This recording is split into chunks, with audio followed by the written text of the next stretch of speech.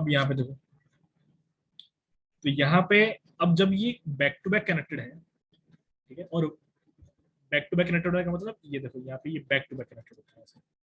तो जब ये बैक टू बैक कनेक्टेड है तो इस सिचुएशन में हमें ए नेट कैसे निकाला जाए। और ये जो बीच में आप देख रहे हो ना, ये है टेक रिविट, ये होता है टेक रिविट। टेक रिविट का काम क्या होता है, टेक रिविट सिर्फ जोड़ने के काम आता है कि दो चीजों को जोड़ के रखने के लिए टेक रिविट है। लेकिन टेक रिविट बिल्कुल भी वजन को सहता नहीं है, इस बात को याद रखना। टेक रिविट कभी भी वजन को सहता नहीं है, कभी भी लोड बियर नहीं करता है टेक रिविट। सिर्फ उसका काम क्या है, पकड़ के रखना, ठीक है, ये चीज होती है। तो टेक रिविट एक तरीके से समझ लो कि एक धागा टाइप का है जिसको ऊपर से बांध रखा है, ऐसा होता है टेक रिविट, ठीक। अब ए नेट के लिए फॉर्मूला सेम, A1 प्लस के A2, बस यहाँ पे के का जो फॉर्मूला है वो चेंज हो जाएगा। के क्या हो जाएगा यहाँ पे 5A1, जो आपका के है वो हो जाएगा 5A1 upon 5A1 plus A2। Same के की वैल्यू जो है यहाँ पे लेस देन 1 होगी। बस रीजन अगर टेक रिविट है जो कि आ चुका है, तो यहाँ पे क्या होगा, टेक रिविट होने की वजह से के जो है वो 1 के बराबर हो जाएगा, इस बात को याद रखना, ठीक। अब आगे देखो यहाँ पे ये जो एरिया होता है, ये एरिया कैसे कनेक्ट करना है, यानी कि लेग्स के एरिया की मैं बात कर रहा हूँ। तो लेग्स के एरिया देखो अब कैसे कनेक्ट किया, सॉरी वो किया जाता है, कैलकुलेट किया जाता है। तो A1 इक्वल्स टू, यहाँ पे जो आप देख रहे हो ये है आपका L1 minus T upon two into T. ऐसे ही A2 आपका होता है, वो होता है क्या, L2 minus T upon two into T. ये आपकी दो वैल्यूज होती हैं। अब इसके बारे में एक बार मैं बताता हूँ कि कहाँ पे L1 है और कहाँ पे L2 है। तो देखो ये जो आपके सामने यहाँ पे फिगर है अभी, ये वाला फिगर, इस वाले फिगर में देखो, इस वाले फिगर में यहां से यहां तक ये जो है ये है L1, और यहां से यहां तक ये जो है ये है L2, ये चीज है। तो इस तरीके से आपका A1 निकल जाता है और A2 निकल जाता है, दो वैल्यूज निकल जाती है,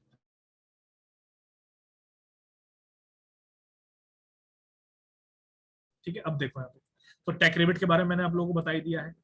अब एक चीज और समझो, ये फॉर्मूला जो है ये अप्लाइड होता है तभी, ये कंडीशन इसकी सुन लो, ये फॉर्मूला तभी अप्लाइड होता है जब टेक रिविट वहां पे होंगी। क्योंकि टेक रिविट क्या होती है, बांध के रखती है। अगर टेक रिविट वहां पे नहीं है तो ये कैसा केस बन जाएगा, ये एक ऐसा केस बन जाएगा, मैं बता देता हूँ, ऊपर देख लो जरा, सिंगल एंगल वाले को केस को देखो, ये सिंगल वाला केस है जहाँ पे सिंगल लेग कनेक्टेड था। तो बिल्कुल ये ऐसा ही एक केस बन जाएगा जिसमें, यहाँ देख लो, अब ये टेक रिविट अगर मैं यहाँ से हटा दूं, ये वाला हटा दिया मैंने, तो ये एक लेग यहाँ पे कनेक्टेड है, एक लेग यहाँ पे कनेक्टेड है। तो ये क्या हो जाएगा कि सिंगल लेग कनेक्टेड होंगे, ठीक है ना, बैक टू बैक, बस ये होगा। तो मैं यहाँ पे एरिया जो निकालूंगा वो कैसे निकालूंगा, अपने सिंगल लेग वाले केस से, जैसे मैंने ए नेट निकाला था, फॉर्मूला वहां पे क्या था, A1, सॉरी A1 कह रहा हूँ, A net equals to A1 plus के A2, और के क्या था 3A1 upon 3A1 plus A2, ये था। तो ये वाला फॉर्मूला अप्लाई करके मैं ए नेट निकाल लूंगा और ए नेट में मैं 2 से मल्टीप्लीकेशन कर दूंगा। तो ये चीज यहाँ पे है, ठीक है। चलो अब यहाँ पे देखो, अगर मेरे दो angles back to back connected हो, गसट के बैक टू बैक कनेक्टेड होने की बात कर रहा हूँ, तो उस केस में हम क्या करते हैं, यहाँ पे ए नेट जो निकाला जाता है वो देख लो कैसे निकाला जाता है। ए नेट का फॉर्मूला यहाँ पे हो जाता है ए माइनस टू डी टी। अब ये ए माइनस टू डी टी क्या है, इसको समझो। ए तो आपका टोटल एरिया यानी कि ग्रॉस एरिया है ना, पूरे का एरिया, यानी कि ये सारा का सारा एरिया है, ये भी सारा का एरिया है। अब टू डी टी का मतलब 2 into D T, D T एक का एरिया है, एक एरिया मतलब एक होल का एरिया। यहाँ पे जो आप देख रहे हो ना, मैं इसको दूसरे कलर से करता हूँ, दिखेगा आपको, ये जो आप देख रहे हो इतना एरिया, ये एरिया है डी टी। ऐसे ही इतना जो यहाँ पे आप देख रहे हो ये भी एरिया है डी टी। तो टोटल मिला के हो जाता है 2 dt, ये चीज है, ठीक है। तो इस तरीके से यहाँ पे ए नेट निकाला जाता है। अब यहाँ पे आता है हमारे पास में नेक्स्ट सिलेंडरनेस रेशियो। इस सिलेंडरनेस रेशियो भी इंपॉर्टेंट है। सिलेंडरनेस रेशियो का फॉर्मूला होता है lambda equals to L effective upon R minimum. R minimum यहाँ पे क्या है आपका, रेडियस ऑफ जायरेशन है, ये मेंशन किया हुआ है मैंने यहाँ पे, रेडियस ऑफ जायरेशन। फॉर्मूला क्या है रेडियस ऑफ जायरेशन का, under root I minimum upon A, ये फॉर्मूला होता है, ठीक है ना। अगर मेरा जेड है तो जेड का फॉर्मूला होता है आई अपॉन वाई, ठीक। और आर मिनिमम का फॉर्मूला होता है अंडर रूट में आई अपॉन ए। तो ये डिफरेंसेस सब लोग याद रखना है, एक बार एक ने मुझे गलत बता दिया था, ठीक है निशांत। अब यहाँ पे अब यहाँ पे जब हमारे लैम्डा की वैल्यू जितनी ज्यादा होगी तो हमारे फेलियर यानी कि बकलिंग के चांसेस उतने ज्यादा बढ़ जाएंगे। ये चीज है। अब एक चीज समझो, टेंशन मेंबर जो होता है वो वैसे तो बकल करता नहीं है ना। टेंशन मेंबर जो होता है वो वैसे तो बकल करता नहीं है। अब बकल क्या होता है वो भी तुम लोग बताता हूँ। देखो एक सेकंड नीचे, अगर मैंने यहाँ पे इमेज लगाया हुआ है तो ठीक है, वरना फिर बना करके बताऊंगा अभी। ठीक है, बकल का इमेज नहीं लगा। देखो बकल क्या होता है, ये किस तरीके से, मैं आई सेक्शन ले लेता हूँ अपना। आई सेक्शन की यहाँ पे एक डेप्थ है अच्छी खासी। अब ऊपर से जैसे ही वजन लगेगा तो ये जो शेप आप लोग देख रहे हो ये इस तरीके से मुड़ जाएगी, इस तरीके से मुड़ जाएगी। तो ये जो अभी हुआ है ना, ये हुआ है बकलिंग या फिर बकल। इसी को हम कहते हैं बकलिंग या फिर बकल। तो यहाँ पे यही चीज कह रहा है ना। क्या कह रहा है ये, आगे देख लो।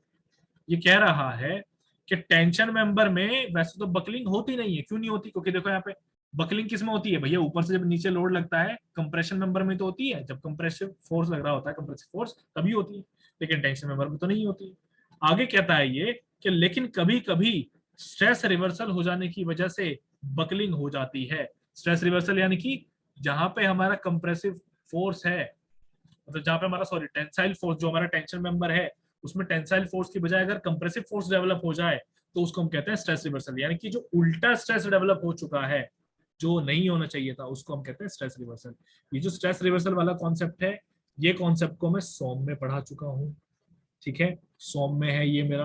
तो आप लोगों को थोड़ा सा वहां से रिलेट करना पड़ेगा, देखना पड़ेगा। अब आगे देखो, और इसी वजह से हमें सिलेंडरनेस रेशो को लिमिटेड रखना पड़ता है कि हमारा स्ट्रेस रिवर्सल ना हो। ठीक है, तो यहाँ पे देख लो, यहाँ पे कुछ वैल्यू है हमारे सिलेंडरनेस रेशो की, जो की है वैसे तो लैम्डा की वैल्यूज और भी ज्यादा होती हैं। लाइक जैसे यहाँ पे 180 ऐसे 250 भी होता है ना। तो इस तरीके से और भी होती है, लाइक 200 भी होता है, 250 भी होता है, लेकिन हमारे वो काम की नहीं है, इतना इंपॉर्टेंट नहीं है। एलएसएम में पढ़ेंगे उनको। तो मोस्ट इंपोर्टेंट वाली वैल्यूज मैंने यहाँ पे ऑलरेडी लिख दी है। एलएसएम और डब्ल्यूएसएम में ये सब वैल्यूज सेम है।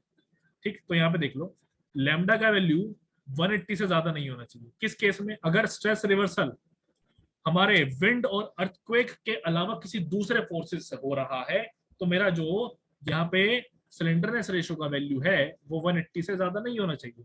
ऐसे ही 350 से ज्यादा नहीं होना चाहिए। कब नहीं होना चाहिए 350 से ज्यादा? जब मेरा स्ट्रेस रिवर्सल विंड और अर्थक्वेक यानी कि तेज हवा और भूकंप की वजह से हो रहा है, तब 350 से ज्यादा नहीं होना चाहिए। और 400 से ज्यादा कब नहीं होना चाहिए? जनरल केस में, चाहे वहां पे स्ट्रेस रिवर्सल हो या ना हो, यानी कि 400 से ज्यादा तो कभी भी ना हो। ये है यहाँ पे कहने का मतलब। अब यहाँ पे नेक्स्ट आया था हमारा design steps of tension member. अब ये डिजाइन स्टेप्स क्या हमारे टेंशन मेंबर के, ये जरा समझो। तो मैंने जैसे आप लोगों को बताया था कि हम यहाँ पे क्या करते हैं, आप लोगों को ध्यान होगा बेसिक पैरामीटर मैं सब लोगों को बता चुका हूँ टेंशन मेंबर की डिजाइनिंग में। तो बेसिक पैरामीटर मेरे टेंशन मेंबर की डिजाइनिंग में क्या है? नेट एरिया निकालना है ना, नेट एरिया निकालना है। तो यहाँ पे देखो, तो P अपॉन सिग्मा 80 किया हुआ है मैंने। क्यों किया हुआ है? ताकि मुझे ए रिक्वायर्ड मिल जाए। सिग्मा 80 क्या है मेरा? परमिसिबल है, परमिसिबल वैल्यू है स्ट्रेस की। तो मैंने लोड को सिग्मा 80 से डिवाइड किया तो मुझे यहाँ पे एरिया मिल गया। पहली चीज, अभी यहाँ पे एरिया रिक्वायर्ड मिला है। अब समझो जरा, अगर मुझे वेल्डिंग करनी है तो जो मेरा एरिया है, समझो, खुद से समझो, अगर हम वेल्डिंग कर रहे हैं तो क्या हम एरिया को काटते हैं? क्या हम किसी भी पीस को, किसी भी पार्ट काट के अलग करते हैं? नहीं करते, आपस में वेल्ड करते हैं। तो वहां तो एरिया कम हुआ ही नहीं हमारे किसी भी मेंबर का, किसी भी स्ट्रक्चरल पार्ट का। तो उस केस में हम क्या करते हैं, यहाँ पे एरिया जो होगा वो बढ़ाया जाएगा। तुम लोगों को ध्यान होगा, मैंने डिजाइनिंग के केस में अभी जब शुरू में मैं बेसिक पैरामीटर्स बता रहा था तो मैंने तुम लोगों को समझाया था कि जो भी हमारा रिक्वायर्ड एरिया होगा उससे ज्यादा एरिया हमेशा लें। तो यहाँ पे मैं वही कर रहा हूँ कि अगर मैं वेल्डिंग कर रहा हूँ तो भी मैं ज्यादा एरिया लूंगा, किससे? एरिया रिक्वायर्ड से। लेकिन कंडीशन यहाँ पे क्या है कि मैं थोड़ा सा ही बढ़ाऊंगा। तो वो थोड़ा सा जो बढ़ाया जा रहा है वो कितना है वो देख लो, वो है 5 से 10%। ठीक है ना, वो कितना है? 5 से 10%। ये चीज है। अगर मैं यहाँ पे बोल्ट्स या फिर रिविट्स का यूज कर रहा होता तो देखो यहाँ पे, अगर बोल्ट्स और रिविट्स का यूज हो रहा होता तो बोल्ट्स और रिविट्स क्या होते हैं भैया? काटा जाएगा पहले मटेरियल, बीच में जगह बनाओगे, एरिया कम हो जाएगा। तो उस केस में 40 से 50% एरिया बढ़ा देता मैं। यानी कि कहने का मतलब क्या है कि जो मेरा ए रिक्वायर्ड है, अगर मैं यहाँ पे क्या करता, बोल्ट्स और रिविट्स के लिए कर रहा होता, तो यहाँ पे मैं 1.5 से मल्टीप्लीकेशन कर देता। ये है यहाँ पे कहने का मतलब। अब नेक्स्ट आ जाओ, अब हम सेक्शन को सेलेक्ट करेंगे किसके बेसिस पे, इस ए रिक्वायर्ड पे, यानी कि जो हमारा एरिया रिक्वायर्ड है, कौन सा एरिया रिक्वायर्ड, बढ़ाने के बाद जो हमारा एरिया आया है ना, उस एरिया के बेसिस पे अब सेक्शन को सेलेक्ट करना है। ठीक है, फिर हम क्या करेंगे, रिवेट्स को कैलकुलेट करेंगे। किससे कैलकुलेट करेंगे, बाकी सारी वैल्यूज दे रखी होंगी, रिवेट्स कैलकुलेट करनी होंगी। रिवेट्स कैलकुलेट की जाती है इस फॉर्मूले से। फॉर्मूला क्या है, total load upon rivet value, total load upon rivet value. तो ये फॉर्मूला है हमारा रिवेट से निकालने का। तो इस तरीके से हम टोटल रिवेट्स निकाल लेंगे। तो अब आगे क्या करेंगे हम यहाँ पे, अब हम क्या करेंगे यहाँ पे नेट एरिया का कैलकुलेशन। तो नेट एरिया का कैलकुलेशन कैसे होगा भैया, ए नेट इक्वल्स टू जो भी हमारा रिवेट्स जितने भी आए हैं, जिस तरीके से तुमने रिवेट्स लगाए हैं उस तरीके से ए नेट निकाल लेना। अभी हमने ए नेट निकालना सीखा है ना, तो ए नेट निकाल लेना। अब क्या करेंगे आगे, अब हम यहाँ पे पीटी यानी कि टेंसाइल स्ट्रेंथ देखेंगे।